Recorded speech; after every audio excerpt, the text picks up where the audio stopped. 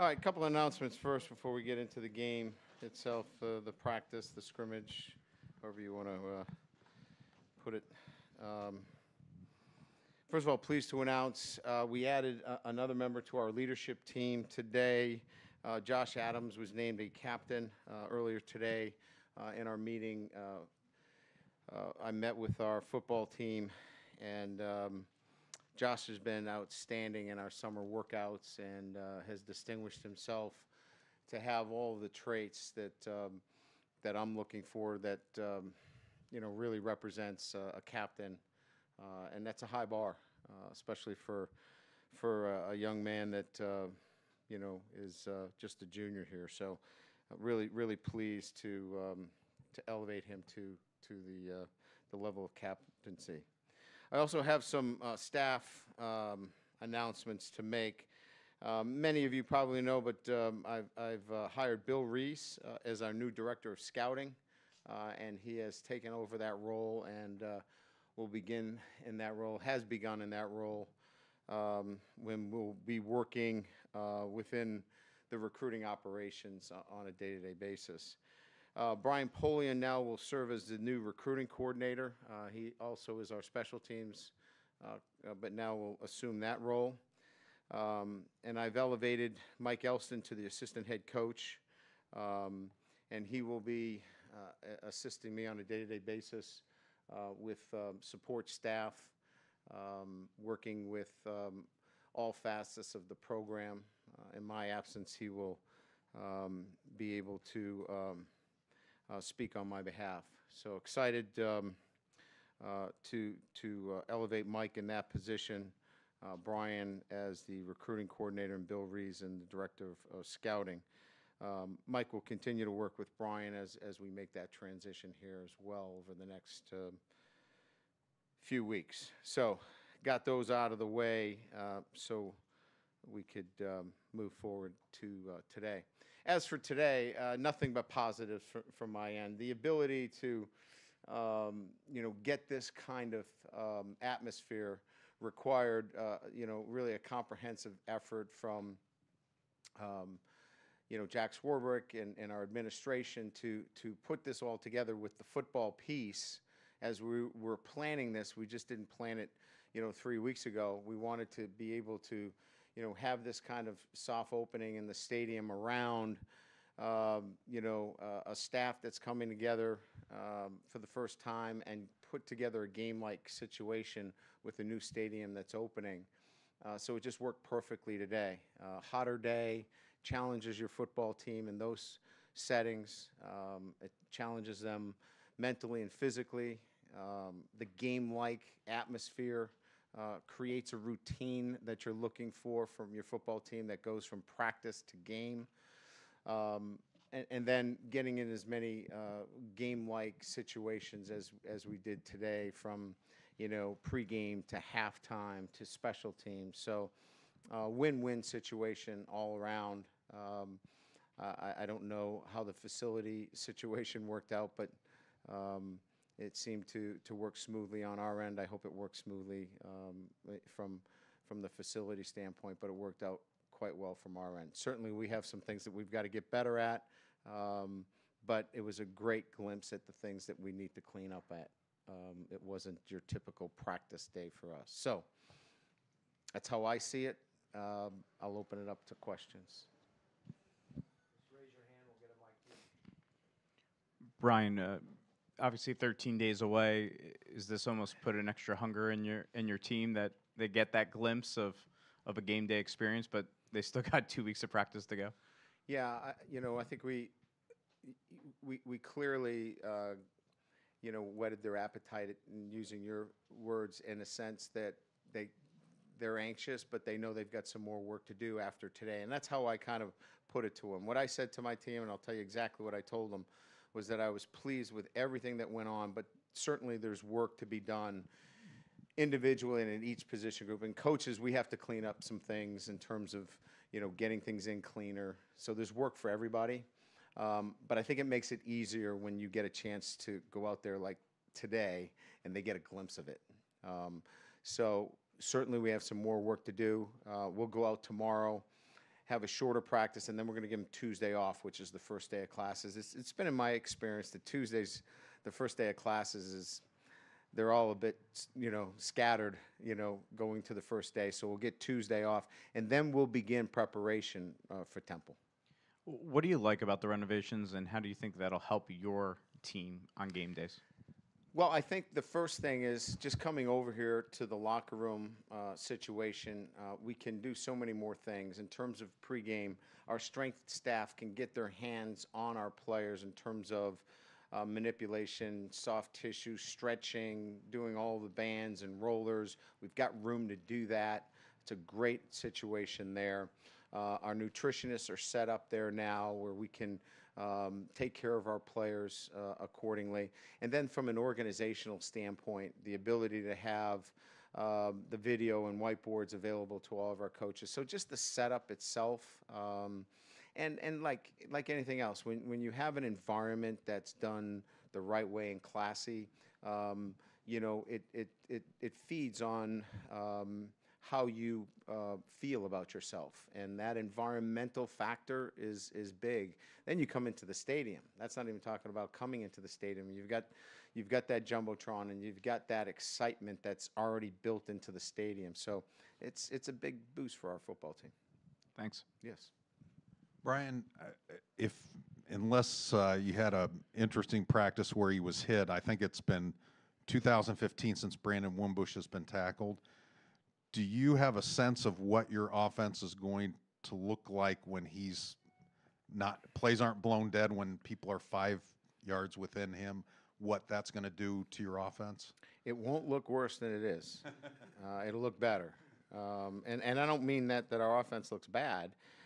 Maybe my words could be better in the sense that I think it'll look more dynamic because we blow the whistle quickly, and we force him to play more of a pro-style quarterback, and that doesn't necessarily lend to the type of quarterback he is. But that's okay, because we think that he's going to be more disciplined as a quarterback, and when he sees things, open up, he'll be able to run when he needs to. So I think the easiest answer to the question is we'll be better as an offense when he's not wearing a red jersey. Jordan Genmarkeith was a kid that you wanted to get a look at.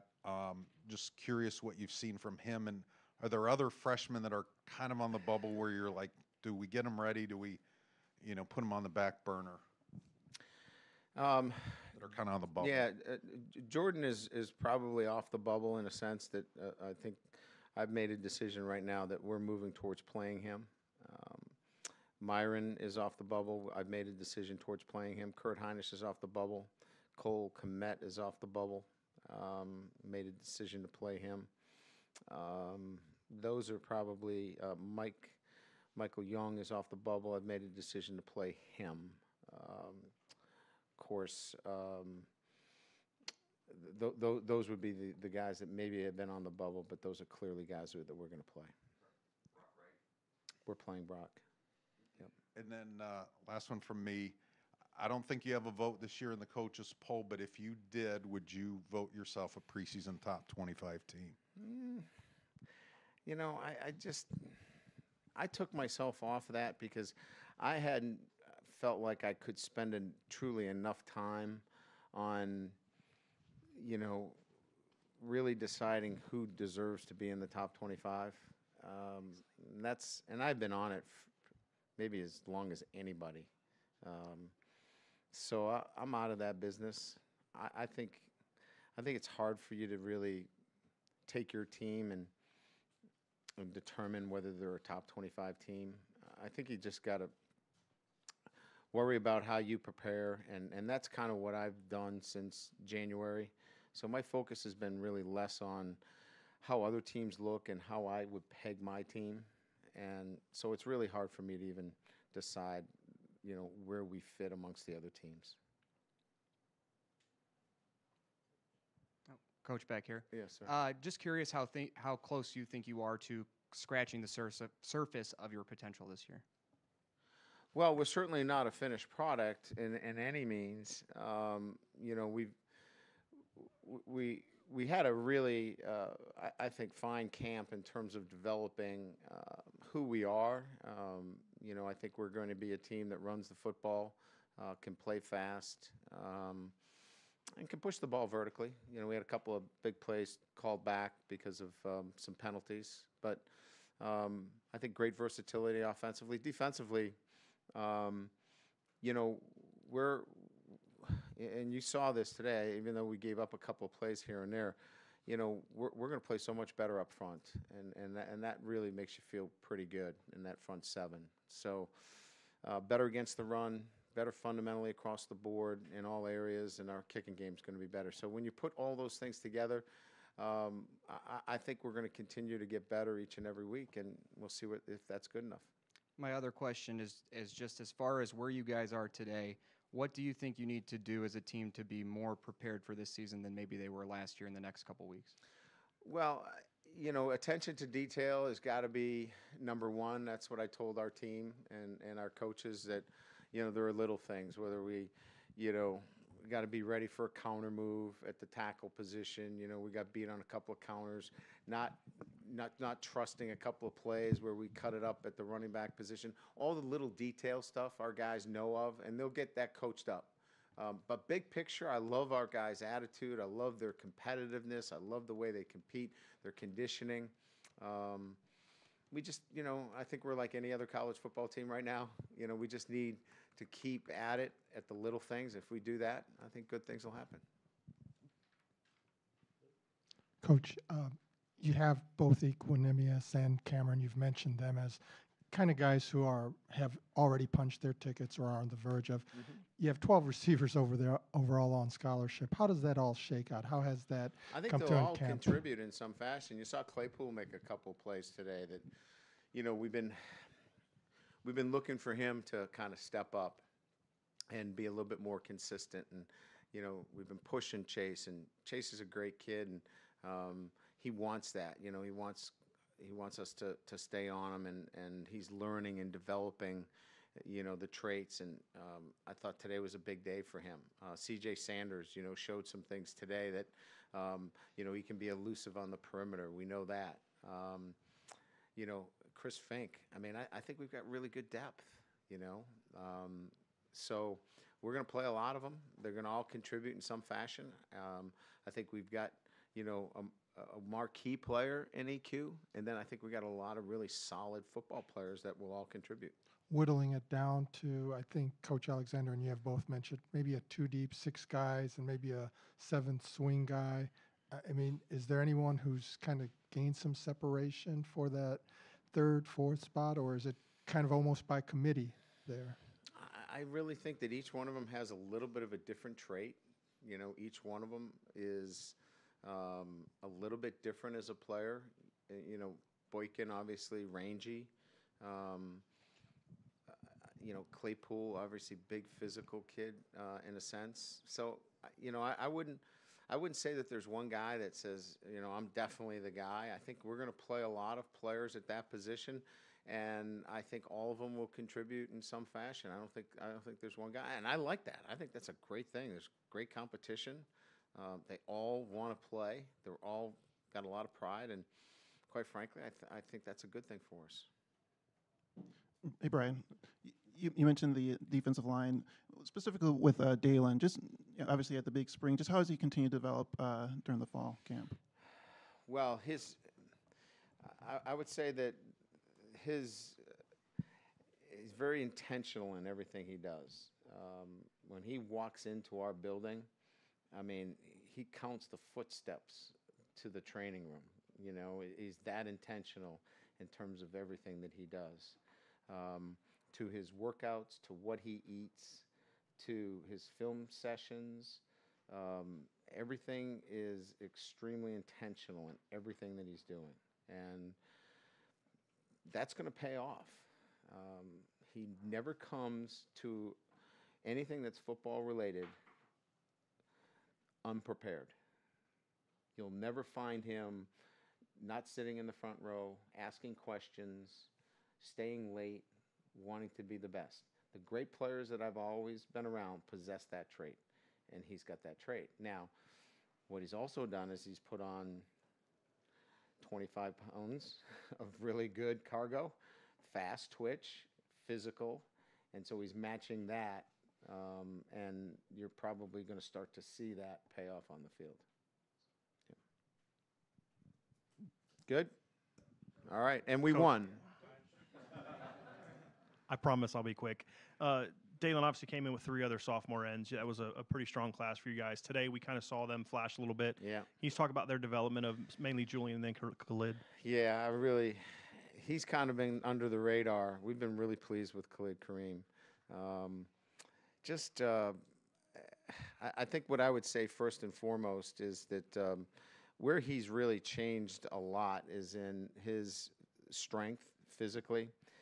Maybe he doesn't have that quote-unquote first step quickness or twitch that somebody would write about, but he is so physically strong. And, you know, we saw today how he can walk somebody back at that position. But he is deceptive in his ability to cross-face, spin out, do some other things.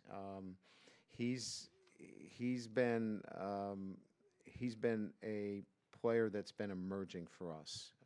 Really like what he's doing. So, you know, at that next, you know, end position, been very pleased. And Ade has, if you ask Coach Bayless who his favorite guy is on the defensive line, he would probably say Ade in terms of his work ethic, the way he's transformed himself physically, everything that he does in the weight room, and he's just coming on. So we feel very, very fortunate that we're in a good position with young players that are emerging. Yeah. All right, thank you.